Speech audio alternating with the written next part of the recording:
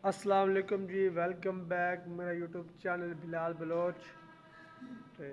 अज तक मेरे खेरे हाल ते हाल रेडी हो चुकी है। तो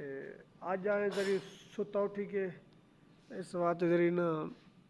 आवाज़ जी ना ये चक्कर जी हाल सारे पे रेडी हो गई है। तो फुल लगे पैन बारात का फंक्शन है। हाल जरा है फुल रेडी थी गई ये स्टेज पिया ਤੇ ਨਾ ਸੋਫੇ ਦੇ ਟੇਬਲਾਂ ਤੇ ਤੁਸੀਂ ਫੁੱਲ ਲੱਗ ਗਏ ਇਸ ਜਾਦੂ ਫੁੱਲ ਲੱਗ ਗਏ ਇਸ ਜਾਦੂ ਲੱਗ ਗਏ ਇਸ ਜਾਦੂ ਇਹ ਲੱਗ ਗਏ ਕਿਸਰੇ ਸਟੈਂਡ ਫੁੱਲਾਂ ਵਾਲੇ ਤੇ ਇਹ ਸਟੇਜ ਪਿਆ आओ से बिस्मिल्लाह ओ मौजा ये चेक करो जी साढ़े सारा लग गया अज ते अज रहना तबीयत जी कुछ खराब है तो सुता उठाना आया तो सोफे दे पिया रह गया तो इस चैल अज फंक्शन तकरीबन ये पिया 300 का ही ना 300 का साढ़ा लगा पिए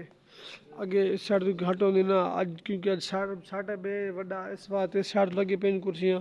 उस साइड लगी पे अज ये पिया टेबल सर्विस टेबल कुर्सी टेबलों के उत्ते प्लेटा पाई टेबल सर्विस है पिया ये हाल तो दिखा देता है हाल पूरा व्यू करा देता को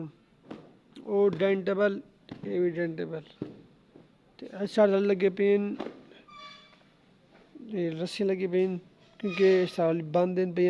जड़ा VIP मेहमान जड़े आंदे वो जड़ा मासन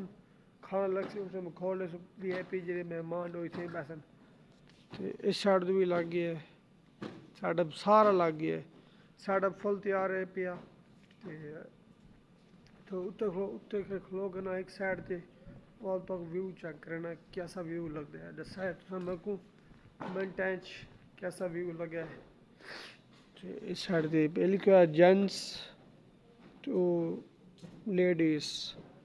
इस साइड व्यू दिखने लगा मैं कैसा व्यू है व्यू ज़बरदस्त लगा भी बाकी थैंक यू भी लोग ध्यान उम्मीद करें तो मेरी जो आज की वीडियो है